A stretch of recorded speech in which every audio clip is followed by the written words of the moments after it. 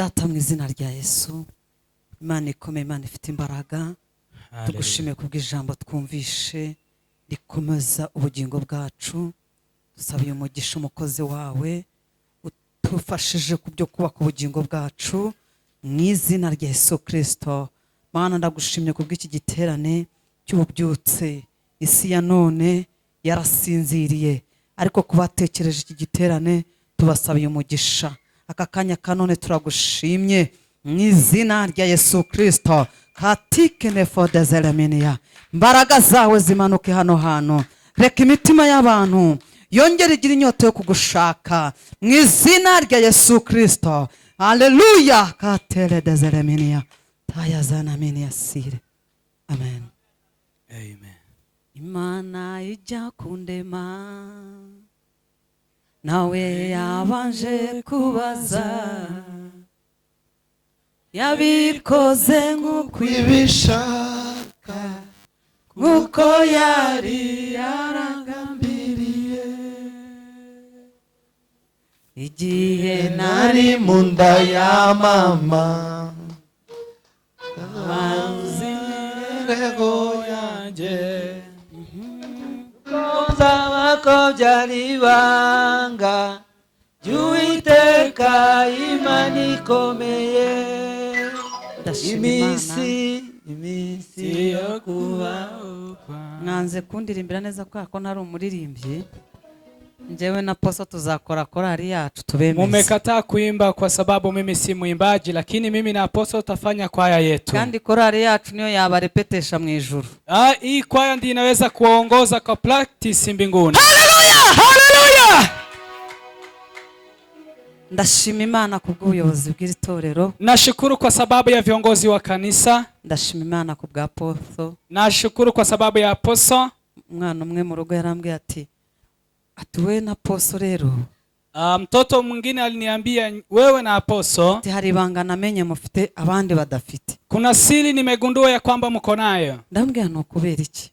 Nikamuuliza kwa nini? Ati mu mwuka muri banini ariko umubiri muri butoya gutya. Katika kiroho mko wakubwa lakini mwili sio kubwa. Ati ndanibaza ati kandi mufite ifaranga. Atena mko na pesa. Ati mu bahanuzi twizera n'abakozi b'Imana hano muri Kasarani abantu babakire ni wowe na Poso. Nyinyi ndio matajiri ambayo tunaamini ambayo mko na pesa kabisa. Atariko nimwe munanutse mupima ibiro bitoya cyane. Lakini nyinyi ndio mko yani hamna mwili kubwa sana. Atariko ku mapepo no kubindi bibazo mujya munukurebaho. Lakini kufurusha mapepo na ni kuangalia tu zinaenda. Nibuka umupresident umwe yaje simuvuga izina. Ni nakumbuka president mwingine alikuja. Yavuganye na mugenzi we anamubwira ati atariko kubera iki utajya ubyibuha. Alimuuliza kwa nini mbona haunoni? Ndaramubwira ati ndara ntekerereza igihugu cyanjye uko kibaho. Akamjibu ya kwamba yeye anafikiri kuhusu nchi yake. Ati ncunga umutekano w'igihugu cyanjye. Nikitazama security ya nchi yangu, usalama. Mba ngiye no kurya. Hata kukula. Ati nkumva ko hari abacengezi binjiye aha hantu. Nikifikiri kuna maadui wameingia. Ati rero mu gihe igihugu cyanjye kifite ibibazo, nchi yangu ikiwa na shida, kurya biragoye. Kukula ni shida. Natwe rero nuko. Hata na sisi ni hivyo. Biragoye kugira ngo turye. Ni ngumu kukula mu gihe tugifite abantu batarabyara. Watu kama hawajapata watoto. Abantu batarashaka. Kama watu hawajaoa. Abantu bakeneye visa batarazibona. Watu kama wanataka kusafiri kama hawajaenda. Abandi batagisoma Bibiliya neza. Watu wengine hawasomi Biblia vilivyo. Nabonye abantu tugiye kwambura indangamuntu zo mu Rwanda. Kuna watu tutawanyang'anya ID ya Rwanda. Abantu basanga bafite indangamuntu zo mu Rwanda. Watu hao unaweza pata kuna vitambulisho za Rwanda. Ariko bananiwe gusoma Ikinyarwanda. Lakini wameshindwa kusoma Kirwanda. Haleluya. Amen. Imana ibahe umugisha. Mungu awabariki. Mwese ndabishimiye. Nyinyi nyote nimewafurahia. Ntabwo turi butinda amasaha yagiye. Hatutakaa kwa sababu masaa imesonga. Ndashima Imana. Nimeshukuru Mungu kubw'igiterane cy'abadamu. Kwa sababu ya mkutano wa wamama. Nanjye nari nyivuyemo. Nami pia nilikuwa na mkutano huyo. Ndi kumwe na ba Pastor Mutesi kuva mu Rwanda n'abandi kuva Uganda. Nilikuwa na Pastor Mutesi kutoka Rwanda na wengine kutoka Uganda. Nje nkunda ibintu by'abadamu. Mimi napenda shughuli za wamama. muzongere bababwiye ngo nimuzongera kugitegura, muzagitegure. Waliusema hamtaandaa mkutano tena, lakini muandae mkutano. Noneho tuzasenge kuva saa 3 kugera saa 2 z'ijoro. Sasa tuombe kuanza saa 3 asubuhi kufika usiku. Aho ntituzamenya gusoma Biblia. Mahali hapo utajua kusoma Biblia. Agaposa azongera kuduseka. Hakuna venye watatuchekelea. Haleluya. Amen. Guhera saa 3. Kuanza saa 3 tugikore, tufanye mkutano, tusenge, tuombe, tusome ijambo, tusome neno, turirimbe, tuimbe kugera saa 2 z'ijoro. kufika saa 2 ya usiku. Aposo nagaruka agasanga tutazi gusoma. Aposo akirudi anipata hatujajua kusoma, azadutenge, atusimamishe kwa kanisa. Haleluya. Amen. Reka twihute dusome Abagalatiya ibice 6. Wacha tuharakishe tukisoma Wagalatia sura 6 n'umurongo wa 10 na mstari wake wa 10. Ni uwo murongo gusa gatoya cyane. Ni mstari yule tu tutasoma. Nuko rero tugirire bose neza uko tubonye uburyo, ariko cyane cyane ab'inzu y'abizera. Nuko rero tugirire bose neza uko tubonye uburyo, ariko cyane cyane ab'inzu y'abizera. Amen. Ni ibice 6 umurongo wa 10. Ni sura 6 na mstari wake wa 10. Ntiwahageze, funga Biblia nahagusomeye. Tumesoma hapo, tunaomba tufunge Biblia zetu. Waraba hari ko hashakira mu itangiriro. Kuna wale wanatafuta kitabu hicho kwa Mwanzo. Mundebe hano. Munitazame hapa. Nabaye umunyamakuru iminsi tari mike. Mimi nilikuwa mtangazaji wa habari siku zilizo mingi. Nakoze ibiganiro bya talk show sinjya ntinyamaso y'abantu. Mimi nilifanya maongezi mengi sana kwa radio. Iyo nshaka kumenya ko umuntu ambeshya tuvuga turebana. Nikitaka kugundua ya kwamba mtu ananidanganya na mtazama kwa macho. Naho ntaba ntagiye mwuka ngo nkwereke, ariko tuganiriye mu maso. Hata kama sijaenda kwa Roho Mtakatifu anionyeshe, lakini tukiangalia. Ntukemere ko umuntu muganira mutarebana mu maso. Usikubali mtu muongee kama haumtazame kwa macho. Hari igihe umuntu aza gusengesha. Kuna venye mtu anakuja umuombee, kagira ngo ari byo ari kwisiga. Unadhani anajipaka mafuta ama upako fulani. Kugisha reba hirya. Anakuongelesha akitazama kando. Anajitengeneza kwa macho. Ukibaza ngo uyu muntu ari mubiki. Unajiuliza, je, mtu huyo akona madhara gani? Igihe bambwiraga kuza hano mu giterane. Nilipoambiwa kukuja hapa kwa mkutano. Yesterday nari mfite igitaramo ku rusengero sinabonetse. Jana tulikuwa na mkutano kwa kanisa, hasikupatikana. Ariko uyu munsi navuze ngo ndagerageza mboneke. Na ndiposa leo nimepatikana hapa. Kuko nkunda umurimo w'Imana. Kwa sababu naipenda kazi ya Mungu. Narinze ngera kuri uyu muryango Imana itarambwira icyo mvuga. Nilipofika kwa mlango hadi hapa, kama Mungu hajaninenea kile nitanena. Nabwiye Imana ko ntazakoresha experience y'ibintu nzi. Mimi niliambia Mungu sitatumia mazoezi ya zile vitu najua. Kuko nshobora kujya hano bidakenewe. Naweza tembea mahali haitakikani. Umuntu umwe yaratubwiye ngo birababaje kugira ngo uvunikira hano udakenewe. Yani mtu mwingine alisema ni ngumu sana kuchoka mahali hautajiki. Ariko igihe aposo yabwirizaga, lakini venye aposo alikuwa akihubiri, hari ibintu bibiri Imana yamishuriye. Kuna vitu viwili Mungu alinifunulia. Yatubwiye hejuru y'iby'ubugingo. Alituambia kuhusu uzima wa milele. Ariko ububyutse bugendana n'ibintu bibiri. Lakini uamsho inatembea na mambo mawili. Muri teori na pratique. Yani ni exercise hata na kusoma. Koko kugira ngo menye kuri mu bubyutse. Ili niweze kugundua ya kwamba uko kwa uamsho. Bibanza mu isi y'umwuka nkuko yabitubwiye. Ni kuanzia kwa nchi ya kiroho kama tulivyoambiwa. Ariko no mu isi bigaragara bikagaragara. Hata inazirika kwa dunia. Tugiye rero kwiga ku ijambo. Tunataka kusoma neno. Gukora. Kutenda kazi. Cyangwa imirimo. Ama kazi. Abamama badafite imirimo. Wamama ambao hawana kazi. Yuwapasi 0 = 0, sibyo? Yani ni watu wako na alama 0 na 0. Nta kindi uriho. Yani hakuna maisha mengine unaishi. Gusenga, maombi, gukizwa turabizi. Yani kuokoka tunakufahamu. Twanavukiye mu babyeyi bakijijwe. Hata tulizaliwa na wazazi waliookoka. Ni kanisa ryabaye just nk'ikanisa, twese twavutse turi abakristo. Sisi wote tulizaliwa tukiwa tumeokoka. ndetse turakizwa turabigerageza kabisa, hata tukaokoka kabisa, ariko imirimo yacu minsi ya nyuma lakini kazi yetu siku za mwisho ni mikeya. ni kazi iliyo chache. Nta mirimo iri mu itorero, Hakuna kazi imo ndani nta kanisani, mirimo iri mu bamama hakuna myiza, kazi imo ndani ya nta wamama, mirimo iri mu miryango, hakuna kazi imo familiari, ariko ijambo riratubwira ngo tugirirane neza. lakini neno limesema Ariko tutendeane cyane mema, cyane abo mu nzu lakini y'abizera. sana sana waaminio. Ndashima Imana. Nashukuru Mungu. Nindi yaravuga ngo uyu mumama uri gusemura, Imana ifashe mbona undi usemurira. Nilipoketi pale nikasema nikiomba nikisema nipate mtafsiri mwingine. Nshaka iyo nsemura umuntu ninzamuka zamuke, Nahitaji nimanuka manuke. nikihitaji mtafsiri yule, nikipanda apande, nikishuka ashuke. Azi kusemura ariko arabura imbaraga z'umuvuduko w'ivuga Yaani butumwa. yeye anajua kutafsiri lakini hana nguvu ya kuharakisha. Ubwo rero nawe mumushyire mu gikosi cyo gusenga. Yaani Intercessor. pia na yeye akuwe na mazoezi ya maombi. Areka amasoni ajye mu intercessor. Sasa akuwe mtu wa Bazagukubita maombi. ibibombe babikubita poso ntibimufate bigufate. Watamshuti aposto kama hajashikwa, wewe itashikwa. Mumugire umusirikare. Yeye akuwe askari. May God bless you so much. Amen. Bacaka umuntu uba wumva ni nka kurya umuntu afata umutsima agasomera ishyushyu itarimo amazi. Ni kama venye unaweza chukua ugali unakula na maziwa ile jawekwa maji. Hari ukuntu ugenana n'umuntu ukabona ari umutsima umanyura urimo gusomeza ishyushyu. Kuna venye unatembea na mtu unaona ni kama ugali unaumega unakunywa na maziwa ile kali. Ngirira utya haleluya. Fanya hivi. Haleluya. Haleluya.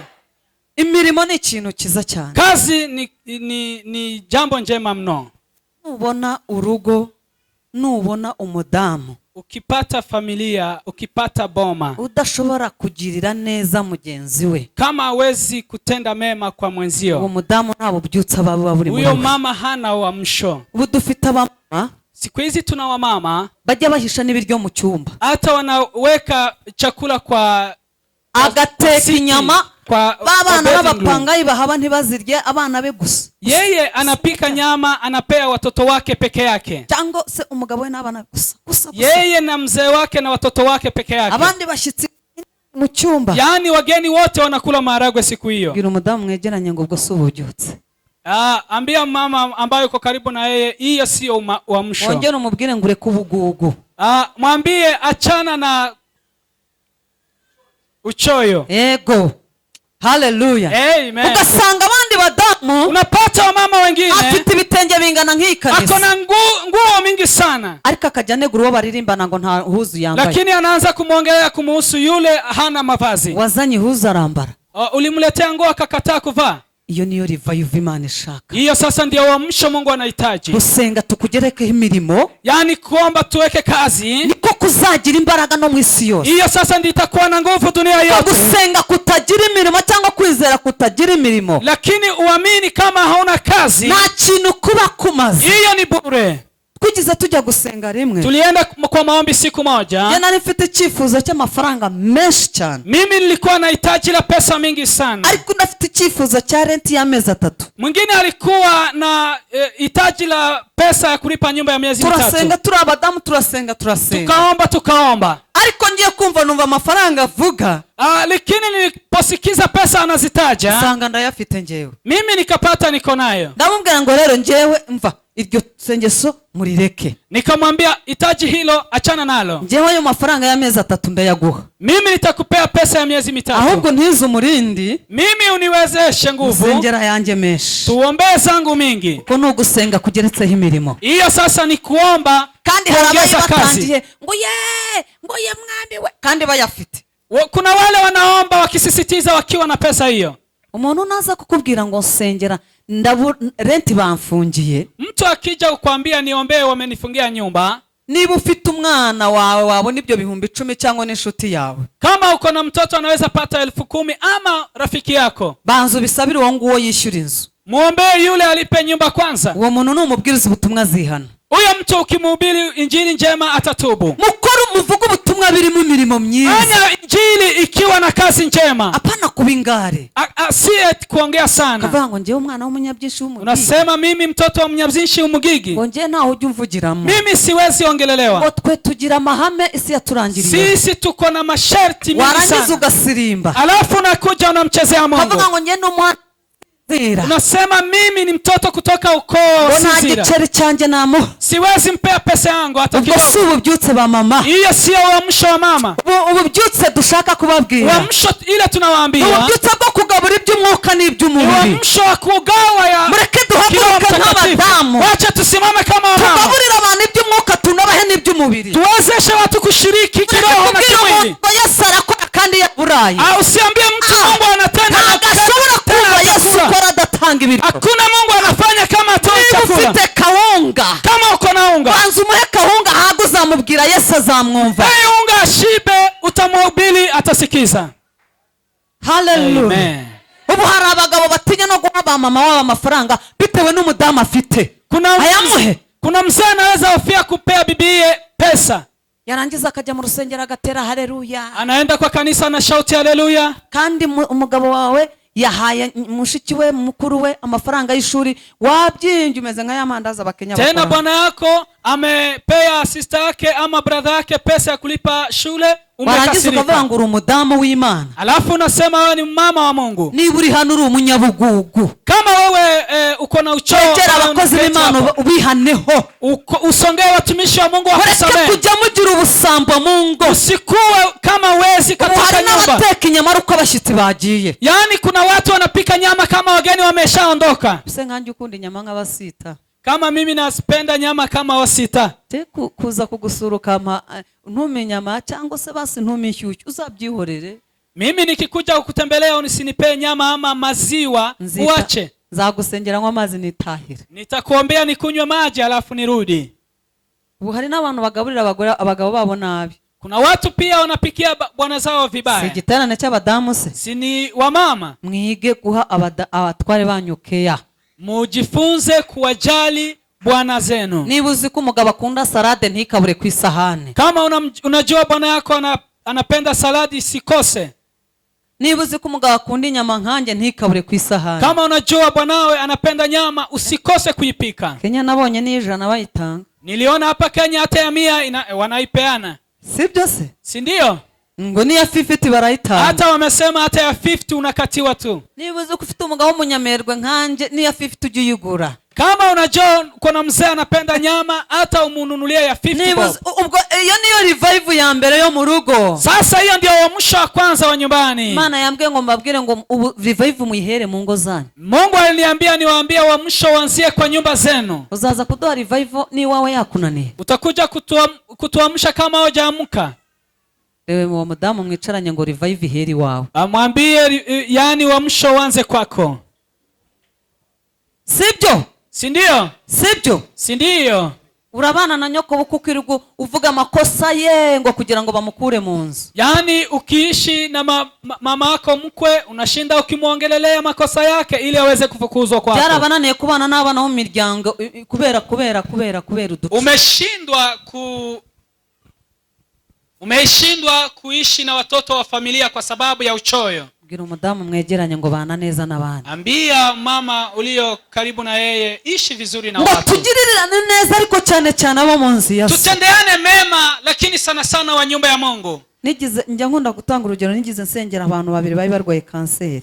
Na kuna watu wawili niliwaombea walikuwa wamegonjeka kidonda ya kansa. Kandi umuntu wabazanye naye musengeye kanseri yo maraso irakira. Na mimi yule alikuwa amemleta nilikuwa nimemuombea kidonda ya kansa pia ikapona. Bazanira umugore n'umugabo barwaye. Wakaleta mbaba pia mama walikuwa wamegonjeka. Hapa Kenya. Ntangiye gusenga mbona ikibaho cy'umweru imbere yabo. Nilipoanza kuomba nikaona whiteboard mbele yao. Nirangije irambwira ngo bansabye ubutunzi ndabo bari ko ntibabukorera umurimo wanjye. Mungu akaniambia niliwapea utajiri lakini hawakutumia kwa kazi ya Mungu. Nta cya 10 batanga. Hawatoi fungo la 10. Nta mukene bambitse. Hakuna maskini walipea nguo. Mbona nta mirimo mufite ndahera hehe. Kandi gusenga kurimo imirimo kujya kugira umuvuduko bigasubiza. Tena maombi kuongeza kazi, hiyo ni majibu kabisa. Reka mbahe ingero ebyiri. Wacha niwape mfano n'urwa Ezekiya. Mfano wa kwanza ni Ezekiel. Ntago yavuze ngo wibuke ko rwose ndi mwiza ndi muremure mvuka ku ndondo. Hakusema mimi kabila fulani hata mimi ni mrefu hata ni mzuri sana. Ariko yaravuze ngo wibuke ko nagendeye mu byawe ntunganye. Lakini alisema ukumbuke nilikuwa mwenye haki kwa kazi yako. Wibuke imirimo nakoze. Ukumbuke kazi niliyoifanya. Undi wa kabiri. Mtu wa pili. Ni umugore witwa Tabita. Ni mtu anaitwa Tabita.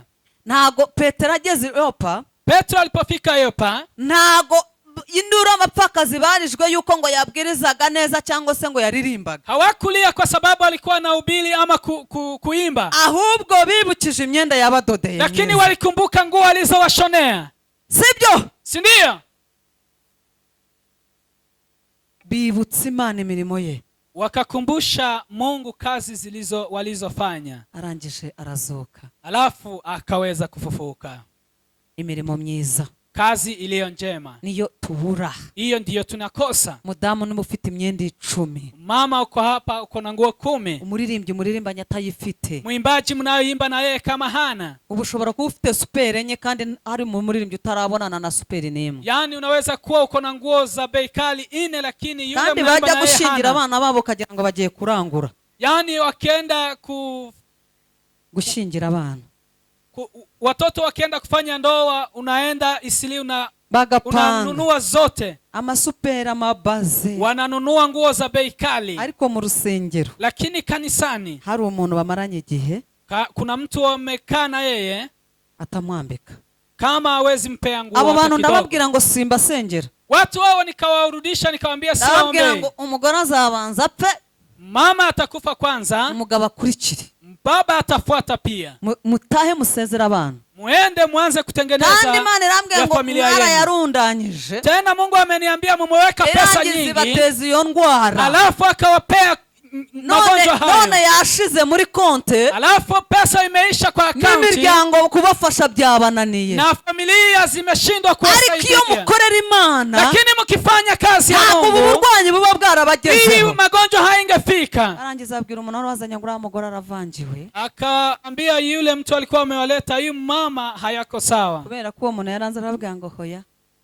Huyo mtu alikuwa amenijua akasema la. Babajyana handi. Wakawapeleka kwingine. Umuntu umwe w'umuhanuzi. Mtu mmoja alikuwa nabii. Ndi gusenga ariko nkumva ibintu nibigenda neza. Akawaambia naombea lakini naona anga haifunguki. Niba ari ibyaha byanyu. Sijui ya kwamba ni dhambi zenu. Uzi ikintu bambwiye? Unajua kile niliambiwa? Bamwe ngo twe dufite abana b'imfubyi twarihiye. Dufite abantu twacumbikiye. Tuko na watoto yatima tulilipia shule, tuko na wengine tuliwahifadhi kwetu kwa nyumba. Ndababwira ngo abantu mwafashije nabo mu maraso yanyu. Nikawaambia wale watu mlisaidia ni watu wa familia zenu. Niba ufashije umuntu kubera ari mwene wanyu ni inshingano zawe nta murimo bukoze. Kama unasaidia mtu kwa sababu ni wa familia yenu, hiyo sio kazi. Ngo warihiriye abana banyokorume bashanga ngo bumbu musinga mwene wanyu munyabyishi mwene wanyu, icyo kintu is a must. Ni inshingano. Kusema umelipia kazi ni shule ama umemsaidia, hiyo ni jukumu lako. Nushaka kuba wambitse umupfakazi ariko mufite aho muhuriye mu gifite cyo mupfana, ni inshingano. Ntabwo ari imirimo Imana ivuga, icyo bakita must. Hata kama ulimuhifadhi mjane, hata kama ulimsaidia yule mna uhusiano na yeye, hiyo ni jukumu lako. Ariko nugenda ugafata umukikuyu ugafata undi muntu mudahuje mudafite icyo mupfana ugafasha, iyo niyo mirimo ujye usenga ukibutsa Imana. Ukichukua Mkikuyu, ukichukua kabila ingine fulani ambayo hauna uhusiano na yeye, hiyo ndiyo kazi utamkumbusha Mungu. Hallelujah. Hallelujah. Niseguye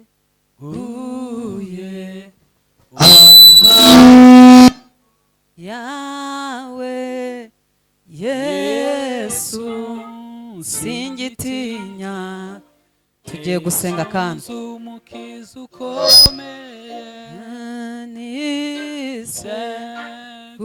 Niseguye amaboko yawe Yesu singitinya, nisunze umukiza ukomeye. Niseguye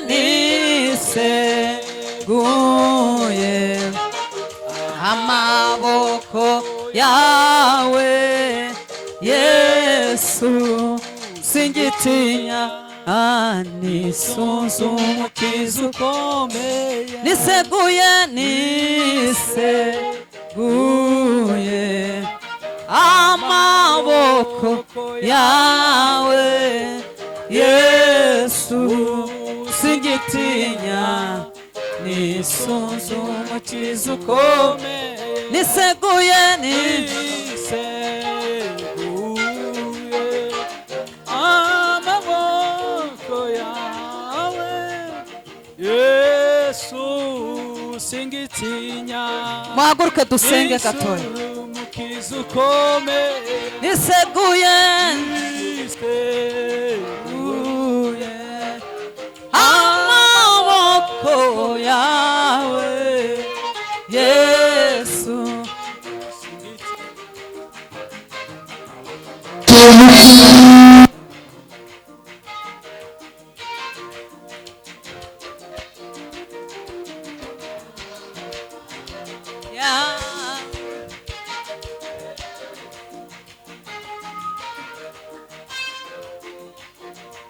Oh, hallelujah. Peya Zion emene.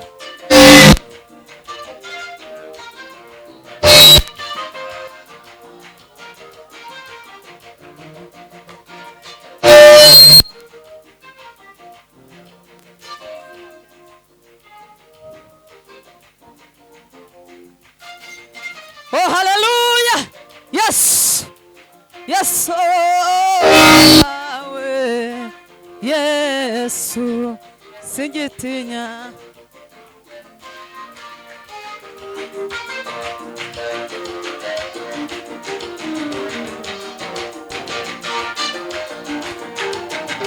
Hallelujah, hallelujah. Oh, hallelujah. Hallelujah.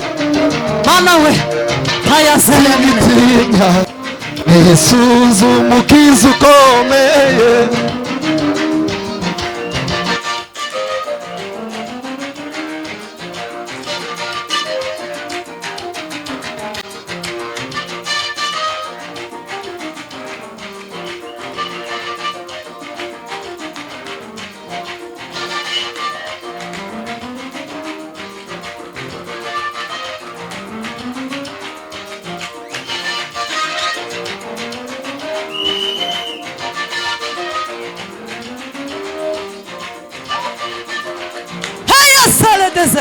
Peya zana menias.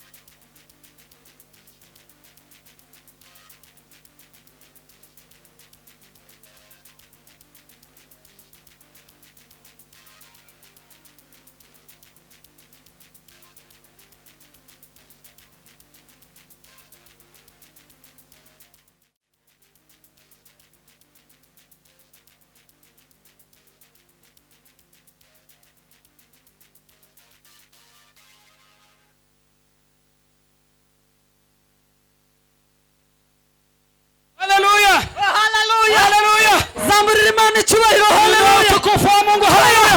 Haleluya. Haleluya. Ongera. Paya zelemeni yatai.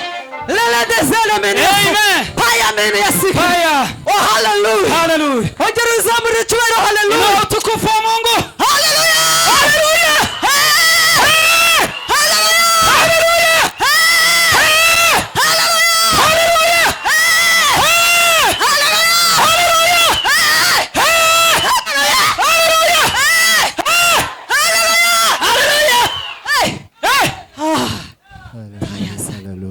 Haleluya. Abantu batsindwa n'icyacumi mbere hano.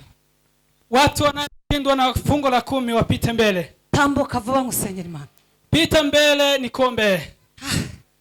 Ni hano ubujura. Tayaza. Hiyo ni wizi kamili. Haleluya. Amen yasikene mini yasa. Amen. Tayaza yamini. Maana yambwiye ngo hano. Mungu aliniambia hapa. Abantu buzuye hano. Watu wanaojaa hapa hawatoi fungo la 10.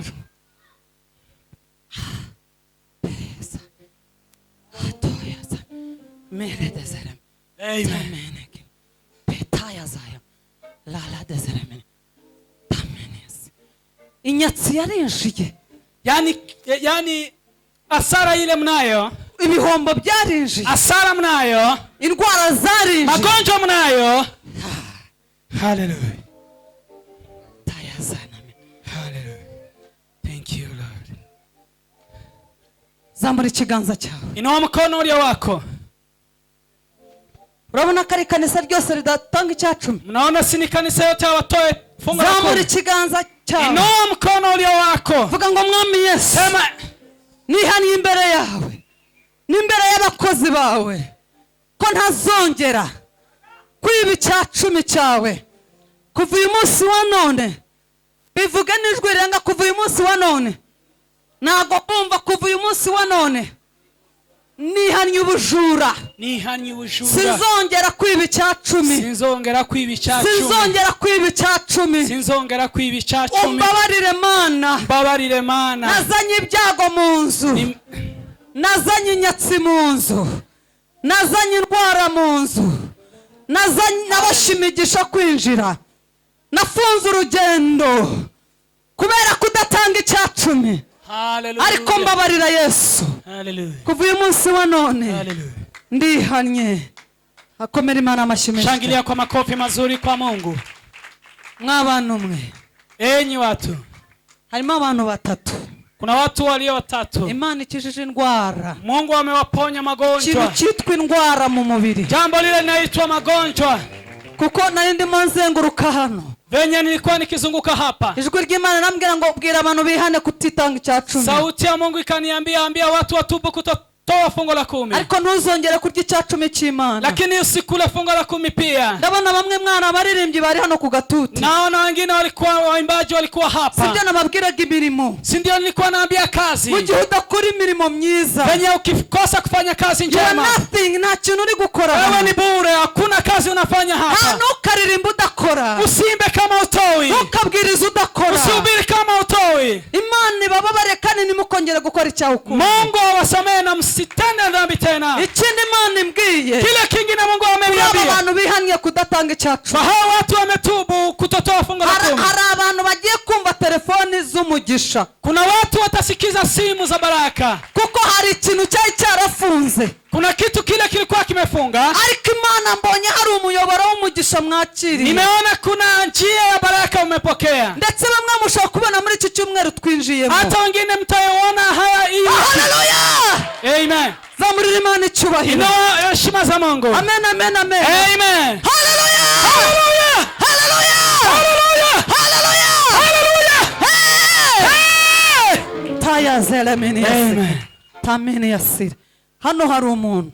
Hapa kuna mtu. Iyo agiye gusenga agira ibitotsi. Akienda kuomba na kuwa na usingizi. Niyo ateguye amasengesho ntayakora. Akiandaa maombi ya kuomba hafanyi. Abandi bicara uwo muntu agume hano. Hao watu wengine wote waketi, huyo mtu mmoja baki hapo. Ugira ibitotsi. Unakuwa na usingizi. Iyo ugiye gusenga ibitotsi biraza. Hata ukitaka kuomba usingizi unaja. Iyo wateguye amasengesho arapfa. Ukiandaa maombi hayakuwi. Zamura ikiganza ngo usenge. Inua mkono wako nikuombee. data mu izina rya Yesu Baba, katika jina la Yesu irukanye umwuka w'ibitotsi, nimeufurusha roho ya izi mbaraga usingizi zabakamuye, katika nguvu zile, umwuka wabamazemo gusenga, zile nguvu zimewakatasha umwuka kuomba, wabakuyemo ibihe byo gusenga, nguvu zile zimewakatasha uwo kuomba, turawirukana mu izina rya huyo Yesu. tunaufurusha katika jina la Katika na Yesu. foda zalaminiya, Haleluya. kandi de zalaminiya sire ko taya beneminiya.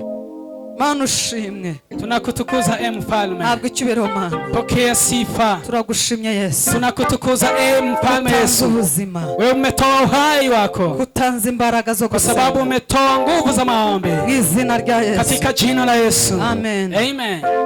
Hari ibintu bitatu tugiye kuhanura. Kuna vitu tatu nataka tutabili. Vuga ngo biganza byanjye, Sema mikono yangu, kuva uyu munsi wa none kuanza siku ya leo wakira umugisha. pokea baraka. Hanurira ibiganza byawe kuko hari uwabihanuriye nabi. Tabiri kwa sababu ya mikono yako. Haha, hari uwabikozemo byatura nabi. Yaani kuna mtu aliguza mikono yako akakili jambo mbaya. Nugusezeranyije ifaranga ntaryo aguha. Hata yule amekuahidi pesa akupei. Gira utyo ikiganza cy'iburyo, Fanya mkono wako kugira ngo ukume. biganza byanjye, Sema mkono wangu, kuva uyu munsi wa none kuanza siku ya leo ndahanura umugisha nitatabiri mu baraka biganza byanjye, katika mikono yangu, ndahanura umugisha nitatabiri baraka fatika katika jina la Yesu. w'ibifatika.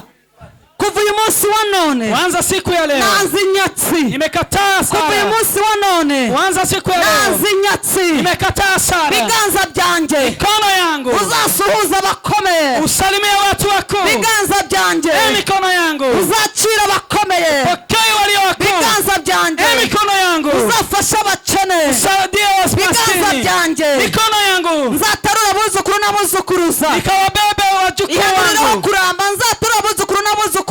Utabiri kuishi siku nyingi Kuva wewe. uyu munsi wa none Kuanza siku ya leo biganza byanjye mikono yangu ugize umuriro imekufanya moto. uzagukoramwo Yule atakuguza yanduye akiwa mchafu akanyanduze. asinichafue. Kuva uyu munsi wa Kuanza none siku ya leo nakiriye imigisha yanjye, nimepokea baraka zangu. Satani yanyaze Shetani aliyoninyang'anya mu izina rya Yesu. katika jina la Yesu. Amen. Amen. Vuga ngo birenge byanjye, Sema miguu yangu. ihanurira ugenda birenge byanjye. Tabiri kwa miguu yako ukitembea. Ushaka kurira indege, Nataka kupanda ndege. hari ushaka kurira bisi? Kuna mtu anataka kupanda gari. Ni bande bashaka kurira bisi? Ni nani anataka kupanda Ni gari? bande bashaka kurira indege? Ni wanani wanataka kupanda gari? Sawa, tugiye kwibohora sasa, Tunataka kujifungua. kandi ugenda nk'umuntu wumva ko agiye kwinjira. Yaani utembee kama mtu anamaanisha kuingia. Ayazaramini. Amen. Hari ikintu kiri kuba, Kuna jambo inatendeka. hari ukubohoka ndi kubona. Kuna jambo la kuwekwa huru Vuga naona. ngo birenge byanjye, Sema miguu yangu. kuva uyu munsi wa none Kwanza siku ya leo ukuye muri karande z'iwacu, nimekutoa kwa ukoo kwetu. karande zo mu bisekuru, Yaani ukoo wa karande baba zetu. z'ibisekuruza, Ukoo wa baba zetu. zimwe zidatera imbere, Zingine zinafanya tusipige zimwe hatua ya zituma kwenda mbele. tudakira, Zingine zinatufanya maskini. zimwe zituma dukenyuka, Zingine zinafanya tukufe zimwe haraka. zidutera indwara. Zingine zinaleta magonjwa. Uyu munsi wa none Kwanza siku ya leo niyambuye imyaka yose, nimetoa laana zote. nibohore. Gira utyo uti nibohore, Wewe jiweke huru. nibohoye ubukene, Hebu sema nimejiweka kwa maskini, kwa magonjwa. nibohoye kudakizwa neza, Nimejiweka huru kutoka ngo kwa birenge vizuri. byanjye Sema miguu yangu. ukongera kujya mu byaha, Usitembee kwa dhambi tena. ukakandagiraho icyaha kiri. Usikanyage mahali kuna Ngo dhambi. birenge byanjye Sema miguu yangu. reka wurire indege. Acha upande ndege. Uyu munsi wa none Kwanza siku ya leo nakiriye visa, nimepokea visa. akira visa, Pokea visa. birenge byanjye Miguu yangu. tambuka Tembea. winjire mu byawe. Ingia katika mali yako. Umunsi wa none Siku ya leo naguhanuriye nimekutabiria. birenge byanjye Miguu yangu. ugasubira inyuma, Usirudi nyuma. ahubwo utere imbere, Endelea kwenda mbele. ndetse n'abazankomokaho Hata ukoo wangu hazagira uzasubira inyuma. usikuwe mtu atarudi nyuma. Uyu munsi wa none Kwanza siku ya leo ndabyiyambuye mimi nimejiweka huru izina rya Yesu. katika jina la Yesu. Amen. Amen. Hallelujah. Hallelujah. Amen. Amen. Makofi mazuri sana. Amashyi menshi ku Mana. Makofi mazuri sana. Amashyi menshi ku Mana. Makofi mazuri sana. Amashyi menshi ku Mana. Thank you. Urakoze. Gusenga mwarimu mumaze gufata umurongo wa. Mlikuwa mmeanza kushika kabisa laini ya maombi. Byari bikunze. ilikuwa imewezekana bale batasenga uweri kibasi kwa tabiri ukiamini. La, umwanya utariwo nta mwuka kurimo uraguze hanuriza unatabiri umwuka utanzi yo favor hanuriza tambuka boka tabiri kwa muda yule umepewana akira akili ikiganza cyawe yani mikono ile yako baramukana benewa wewe unashindwa kujitabilia. benewa Wewe taifa langu, ninde wabaro nani amewapea uchawi ama amewaganga? amewaroga Nani amewaroga? ninde wabaro Nani amewaroga? umwana muzotuma imana idukura abana bose. Umwana aza kuza gukora umurimo w'Imana yobashana yokashana Mungu akibeba mtoto huyo wezilia umunsi umwe tuzogenda tutwana twose mwagize ibibazo tuzogenda kujya mukiendelea hivyo siku moja hao watoto wote wanaweza enda. Kwa muravuga ngo yayi mnakataa muravuga ngo yayi mutamukoresha ariko nonda bahebye. Mimi nimeshangaa yeme ababonye ibyabikoreka mu buryo bw'umwuka murambura wale wameona kutazama kila Amen.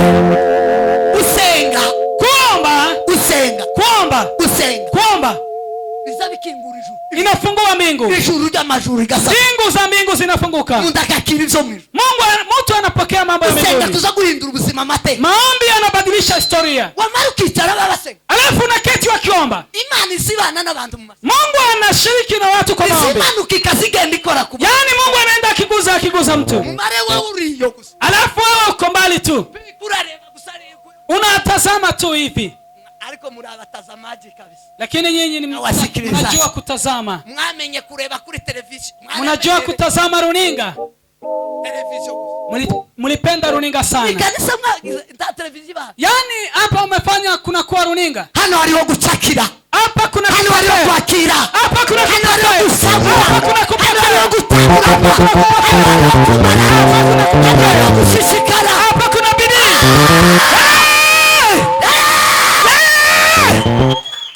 Samamina amen hano nukwihereza hano hapa ni kujipea hano nukwisavingira hapa ni kujipea none Imana itanze uwo mwanya ngo Mungu ametoa nafasi hiyo nisavingire kamurangara alafu unaanza kuzubaa nibikiwazana mu muryango ni nini unaleta kwa kanisa kwa familia muramuhaje yo atabamwikanza magugu bisekishi kazi tatu cyangwa zine huyu ningemchapa kama makofi 3 kama 4 namurevye nkamureva igihengo taruwe pi kamureva nilimtazama lakini hawezi yagundua tanafite n'umurongo w'umuryango iyo umugabo akurevye uzamenye cyavuze huyu sasa hana hata laini ya familia wazee wa familia wakiangalia unagundua kile wanasema narevye ndareba nilimtazama nikamtazama hata jui uyu ni umugore wacu huyu sasa ni bibi wa familia huyu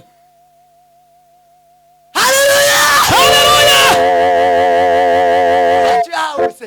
huyo amepewa karama ya maombi ayongera atuyobore masema atatuongoza pia kwa maombi usubira Imana utwingingira Imana ngo idweze guhumuka hebu msi Mungu atuwezeshe tufungue macho tumuke tubone tufungue macho tuone tusibuke twumve yani tusikue viziwi sema amen amen twumve duchakire Imana yani tusikize alafu tupokee no kumva no kumva yani ni kusikiza na kupokea hanyuma naza kubareka nubundi ni practice ubuzuste ni practice yani lesho twarabikoze ni mazoezi ejo twabikoze jana tulifanya mazoezi niyo nababwiye ngo bazabazana amasumi baheka abantu niliwaambia wako wanakuja na nguo za kubeba watoto sejo nababwiye si jana niliwaambia pastor tiararimo pastor si alikuwa wari urimo pastor ulikuwa mchungaji ariko bene watu basi mchungaji ulikuwa ejo narabatangarije nyagasa jana niliwatangazia ngo bazazana amasumi bose niliwaambia mlete vifaa vya kubeba watoto imigongo baheka bana yani mgongo mbebe watoto kwa mgongo gira tukore alafu tutende kazi gira tusenge alafu tuje kuomba gira tube tayari ili tuweze kuwa tayari katika nyumba ya Mungu tuwa bashangu tuwa abantu tusikuwa wadhaifu tusikuwa watu wadhaifu bataziyo bari ambao hawajui mahali pa kwenda sema amen amen sema amen amen kwanza kuba mu nzu y'Imana nk'abatarimo. tusikwe kwa nyumba ya Mungu kama hatuja kuja.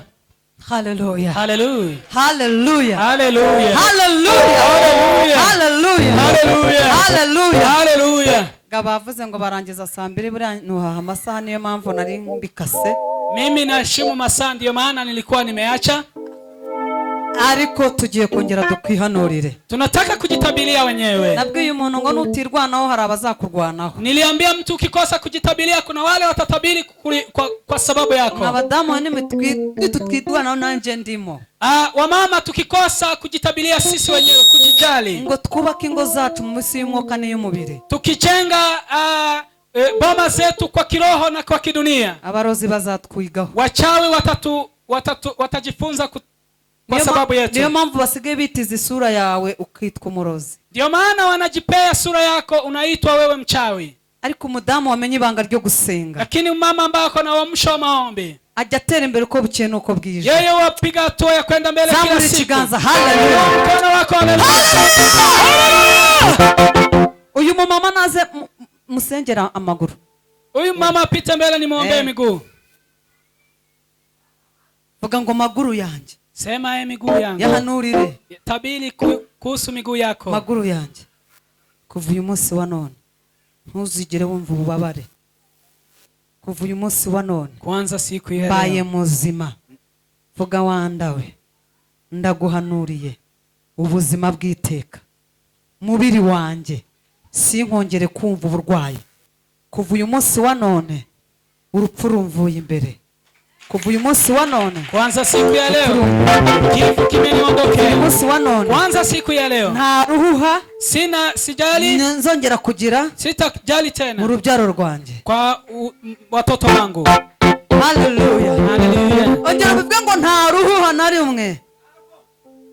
Mumureka bivuga nzi impamvu tubiziranyeho. Acha aseme maneno hayo najua. Hari icyo data yanyeretse. Kuna kitu baba amenionyesha. Kuva uyu mubimubwire basi kuva uyu munsi wa none. Kwanza siku ya leo Uruhuha mu bana ruvuyeho.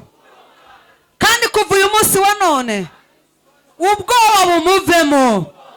Vuga ngo wabwoba we va muri uyu mudamu. Wabwoba we muveho burundu. Veho burundu. Wagakiza we okovu tahamu we kuja kwake. Agakiza okovu gatahe mu bana kaenda kwa watoto katika familia. Hallelujah. Hallelujah. Abagabo bari hano wazee wako hapa mufate mu mifuka yanyu. Amguze mifuko yenu. Ngiye kubahanurira amafaranga. Yani nataka kuwatabilia pesa. Hano hari abagabo bambaye neza ariko mu mufuka nta kintu bafite. Kuna wazee wamevaa vizuri lakini hawana pesa kidogo hata kidogo. Hari n'abatinda gutaha ngo batabaza rasiyo. Kuna watu wanaweza kaka kurudi kwa nyumba wasiulizwe pesa. Na ababonye baragera kuraba. Nimeona ni wazee walio watano. Nta kintu bafite. Hawana hata kitu. Ariko basi muri rusange kugira ngo nyine umugabo n'uwihagararaho muri rusange twese aposo nawe ufate umufuka kugira ngo nyine hata aposo na yeye ashike kwa mfuko ili wa mufuka we tabilia waleti yako. Kuva uyu munsi wa none sema wewe waleti yangu naguhanuriye nimekutabilia uje winjiramwo ukuna ingiwa amafaranga y'ubwoko bwose na pesa za kila aina. Amadolari dola amapaundi amashiringi shillings amayero amafaranga pesa wa mufuka we mfuko. Kuva uyu munsi wa none kwanza siku ya leo naguhanuriye nimekutabilia ibigega byawe kuwekwa kwa hazina. Hano hari abagabo batagira konti. Kuna wazee hawana account. Ndumiwe koko. Mimi nimeshangaa. Aposo ufite akazi. Basi hagarareho n'abayifite mwe mubavugire.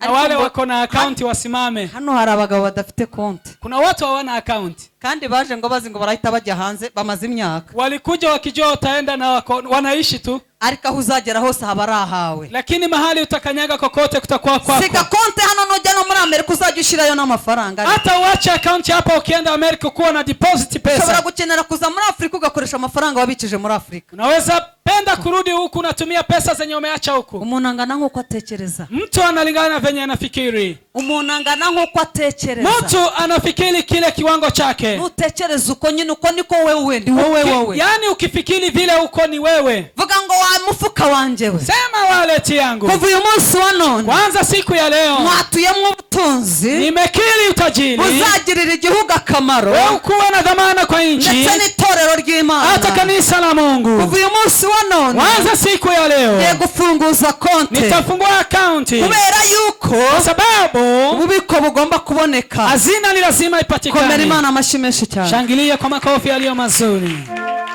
Abagabo badafite konti. wazee ambao hawana account. Kuwa mbere muzajye gufunguza konti. mande waende kufungua account. Kuko ibi bintu ndimo mbivuga. maneno haya nikiyasema. Numvisha umwuka w'Imana ngo bansaba ibinini ariko ntibafite naho babishyira. yani wananiomba makuu lakini hawana hazina. Nuvuga ngo hari na layini zitemerewe amafaranga runaka. hata kuna laini haikubaliki pesa fulani. Ariko mwagiye mwagura ibitekerezo. lakini simpanuke kwa fikra. Vuga ngo wa mutwe we. sema kichwa. Kuva uyu munsi wa none. wanza siku ya leo. waguke mu bitekerezo. upanuke katika fikra. mu izina rya Yesu. katika jina la Yesu. natuye kwaguka. nimekiri kupanuka. natuye kwizera. nimekiri kuamini. natuye wisdom y'Imana. nimekiri warifa ya Mungu. nihanuriye. nikitabiri mimi mwenyewe. nihanuriye. nimejitabilia. kuva uyu munsi wa none. wanza siku ya leo. ndagutse. nimepanuka. ndagutse. nimepanuka. ndagutse. nimepanuka. mu izina rya Yesu. katika jina la Yesu. Komera Imana amashyi menshi cyane. amashyi menshi cyane ku Mana. amashyi menshi cyane ku Mana.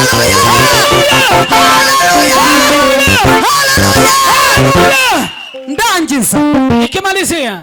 Abakozi b'Imana bose baze mbasengere. watumishi wa Mungu wote waje mbele ni waombe. Gukorera Imana ukennye. unajua kufanya kazi ya Mungu ukiwa wewe ni maskini. muze mbasengere. moja ni waombe. icyo kintu numvise. hiyo jambo nimelihisi. fate mu biganza hano. chukua kwa natuye mkono umugisha ulio mu wangu. izina rya Yesu Kristo. natuye umugisha mu izina rya Yesu Nimekiri Kristo. baraka katika jina la natuye Yesu umugisha Kristo. nirukanye ubukene. natuye umugisha. Haleluya. nirukanye ubukene. natuye umugisha Nimefukuza w'ifatika. umaskini. nirukanye ubukene. natuye umugisha. Nimekiri akira umugisha baraka. w'ubutunzi. Pokea akira umugisha utajiri. mu izina rya Yesu. Pokea akira utajiri. umugisha mu izina rya Yesu. pokea utajiri. Paya dezakira mini yasai. Fire. Pare dezera mini. Amen. Amen. natuye umugisha mu izina rya Yesu. nimekiri baraka katika natuye jina la umugisha Yesu. mu izina rya Yesu. nimeikiri baraka katika jina la Yesu. zamuka. pita mbele. Haleluya. Haleluya. tugiye kumuhanurira. tunataka kumtabilia muzi pia. izina rye. mnajua jina yake? Shaka. Vuga ngo Shaka. sema jina hiyo. turaguhanuriye. tunakutabilia. iyi nkangara bagutwikira iri ku mutwe. inkangara murayizi? mnajua inkangara urayizi pastor? mnajua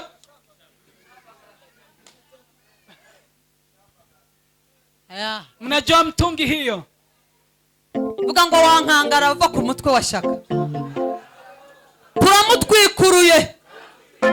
turamwamamaje. tunamtangaza. tumujyanye hanze. tunampeleka mu bihugu byo hanze. nchi za kigeni. uyu Shaka huyu yakabaye ameze atya. hangekuwa hivi, ariko kubera iyi nkangara, lakini kwa sababu ya kila hii. mene yasire. Haleluya. mene yazara mene. Haleluya. tazina mene kinefa. Haleluya. tazara mene yasaina. Fire. meta ene kinefa. Haleluya. taza ene mene yasa. Haleluya. haya zere mene kinefa. Haleluya. tazira mene yasa. Amen. amene yasina. Amen. etaya azara mene ya. Haleluya. adimene ataya tanemene. Amen. temene kine mene yasa. Amen. tazaya ataya mene ya. Jesus.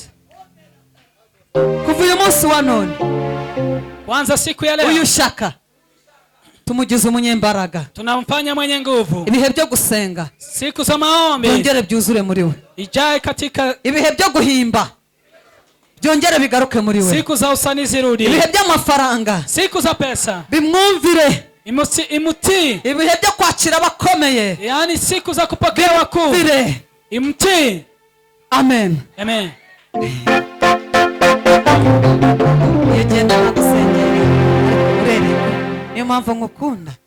Wacu nta mayi zahageze nzakugabira inka. Umugisha mu izina rya Yesu. Hallelujah. Shaka. Aha ubu umeze. Hivi vyenye uko. Ntabwo ariko wari kuba umeze. Haungekuwa hivi. Imana irambwiye ngo nkubwire. Mungu ananiambia nikwambie. Uzongera kwemera umuntu wese kukurambikaho ibiganza. Usikubali mtu yoyote akunyoshe mikono. Ni umuntu wamurambika. Ni mtu ambaye amemwekelea mikono. Bakurambitseho ikiganza gusa. Wamukeukwelea mkono tu. Muri kwa gusenga. Kwa maombi yale. Aravuga ngo afunze. Nukuvuga ngo aguhishe abanyamugisha imbere yawe. Yani ameleta vizuizi, watu wa baraka hawatafika mbele zako. Nukuvuga ngo n'umuntu uteguranye nawe ibintu bikomeye ntabikora. Yani hata mtu unaandaa vitu vikuu hawezi tenda. Kubera nabonaga kano unabona utuno duseke baturiramo. Naona vitunga hizi wanatoa sadaka ndani. Nabonaga ariko kamutwikiriye. Nimeona ndio kizuizi chake. Ariko Imana irambwira ngo nkubwire. Lakini Mungu akaniambia nikwambie. Ujuje za mayibobo rigazivuga muri ruga. Tunajua tuko na watu ambaye hawajakuwa kiroho lakini za mayibobo ziruzuye zivuga muri ruga chaka. Chokora wako wengi lakini wanasema kwa ndimi. Zuzuye mu kabari, zuzuye mu bakobwa babandi. Wani zinajaa kwa klabu hata kwa wasichana wenyewe. Ibiganza by'ubanzo bicunguze. Yani mikono watakuwekelea, chunguza kwanza. Ikindi Imana mbwiye. Kile kingine Mungu aliniambia. Ukajupfa kuzamuka ku gatuti kariko kose utasenze. Usikuje kwa pulpit yoyote kama hujaomba. Kuko hari umwuka wo kurwanya umugisha wawe. Kwa sababu kuna madhabahu zingine zinapinga baraka zako. Bashaka kugenda bakugira ikikuri. Wanataka kwenda wakikushukisha. Bagukamura ibihe byo gusenga. Yani wakutoe kwa nyakati za maombi. Bagukureho igikundiro cyo kuririmba. Wakuondoe kwa upendo wa kuimba. Izina ryawe rigende ryibagirana. Jina lako lisahaulikane. Ariko umva kambabwire. Wacha nikwambie. Ngiye kuba inshuti ya Shaka. Nataka kuwa rafiki yake. Kandi ngewe umuntu tubaye inshuti. Na tena mtu mimi amekuwa akiwa rafiki yangu. Ariyanga. Yeye anajikataa. Ubwo nimubwira ngo tujye mu buvumu zabujyamo. Nikikwambia twende kwa maombi utaenda. Ntagakunda kurya cyane mama nyine tungana. Bana tutangana turabe. Mnaona hatutoshani.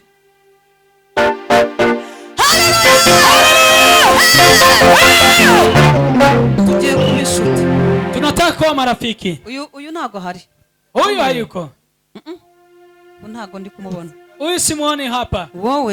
Wewe tugomba kumusengera pose. Lazima tumuombe. Wikorera umutwaro w'uyu muntu. Ubebe mzigo ulio wake. Kandi akeneye ubufasha bw'uburyo bubiri. Anahitaji usaidizi wa aina mbili. Mubona ngo nuko yambaye neza. Msione hata kama ako smart. Nawe nta kintu yifitiye. Hata yeye hana. Shaka ndakubeshye. Hallelujah. Amen. Hallelujah. Amen. Ubwo rero nje na Apostle turabakire. Ntugire ikibazo. Usijali, mimi na Apostle ni matajiri. Niba hari abakire babaho nitwe ba mbere. Kama kuna matajiri sisi ni wa kwanza. Imana amashira. Simushangilie. Twebwe n'abantu babaye inshuti zacu. Yani watu wamekuwa marafiki zetu. Ni uburyo bubiri. Ni aina mbili. Mu buryo bw'umwuka, kiroho turagufata. Tutakushika. No mu buryo bw'umubiri. Hata kimwili tukagufata. Tunakuchukua. Shaka akeneye abantu babiri.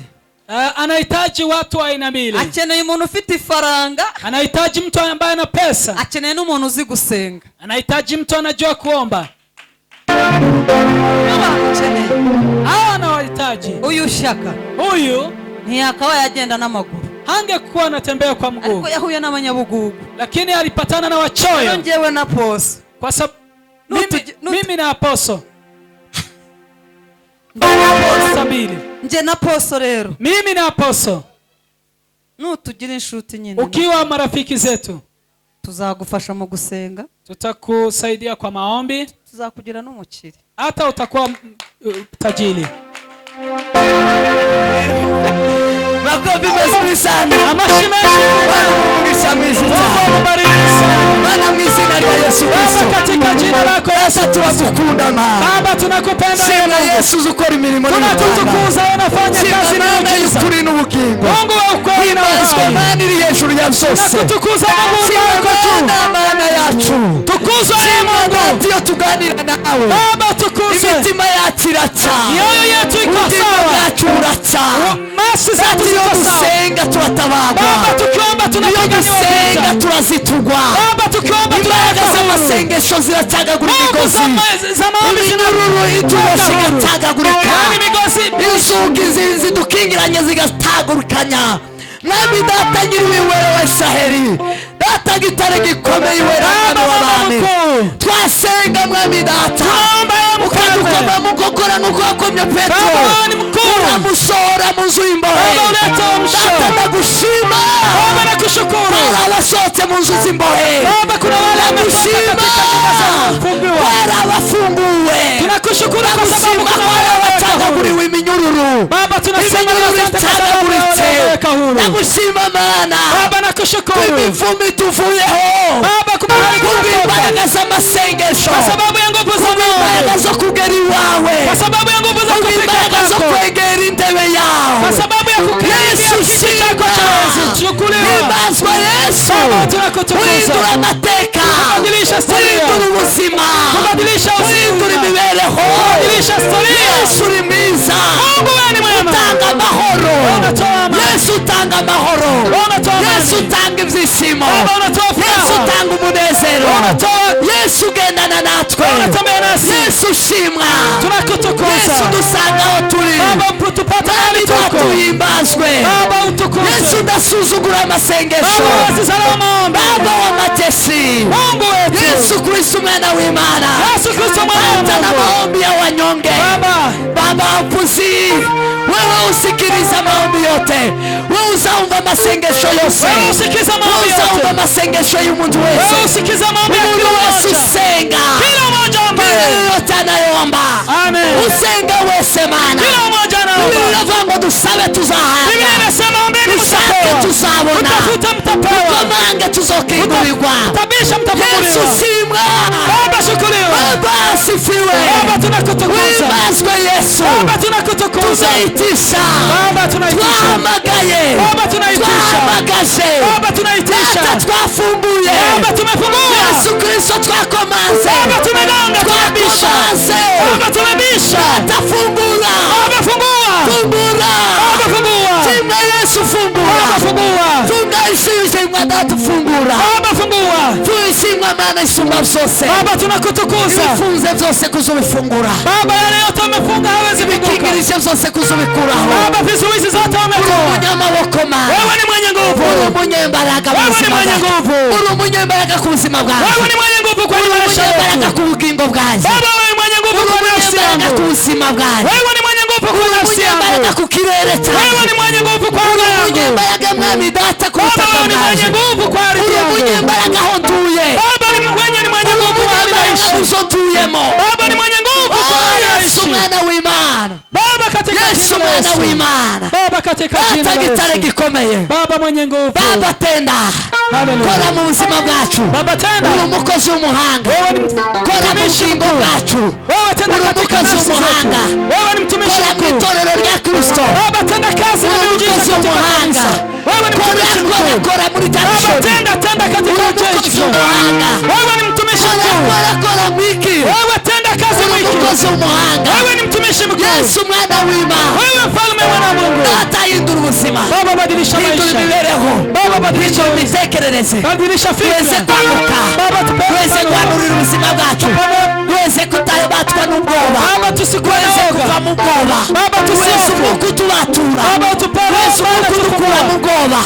Twese umwuka uduheza imbaraga. tukupe nguvu Twese kuba abanyembaraga. Baba tupe nguvu Twese kuba abanyembaraga. Baba tuwezeshe kuwa Twese wenye kuba nguvu abanyembaraga. Baba tuwezeshe kuwa Twese wenye kuba nguvu abanyembaraga. Baba tuwezeshe kuwa wenye nguvu Twese kuba abanyabwenge.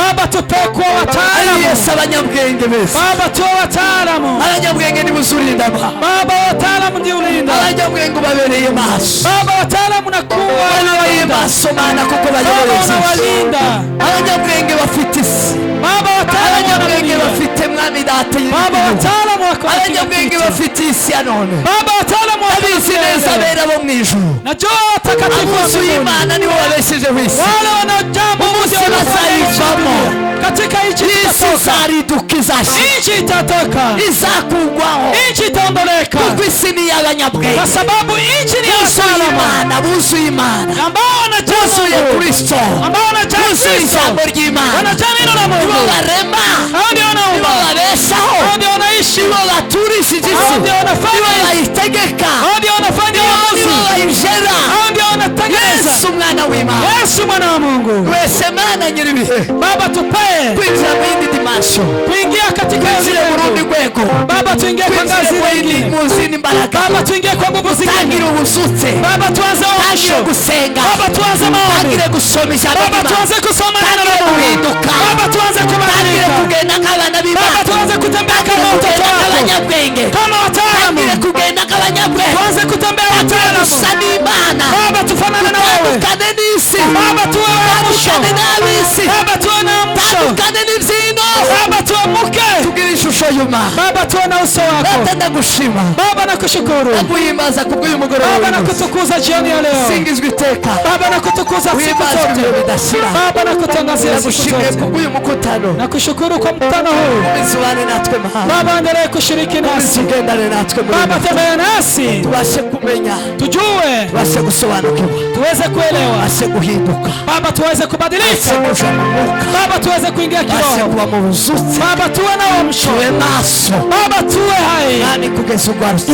ili ukirudi geza ducunguwe burundu tukifika ile siku ya geza kuokoka tuvuye muri uno mubiri ili tukitoka kwa geza Mungu tuvuye muri iyi si Baba tukiondoka kwa twimanye nchi nawe ingoma yiteka Baba tuishiriki nawe siku hezagire zote mwama ya materaniro Baba bariki ibada hezagire hii indirimbo Baba bariki nyimbo hezagire amasengesho Baba bariki maombi hezagire ijambo ryawe Baba bariki neno lako hezagire amaturo Baba bariki sadaka hezagire kubaha guterana kwera Baba ubariki ushirika hezagire Kenya Nairobi Baba ubariki nchi ya Kenya hezagire abayobozi bacu Baba bariki viongozi wetu hezagire mwami datange ano masabaho Baba bariki madhabahu haya hezagire kino gicaniro Baba bariki pulpiti hii shimwa kuko zibikomeye n'ibihamba Baba tunakutukuza niwe gushima no guhimba Baba wewe ndiye unastahili sifa tugukomeye na amashyi kutukuza tugushima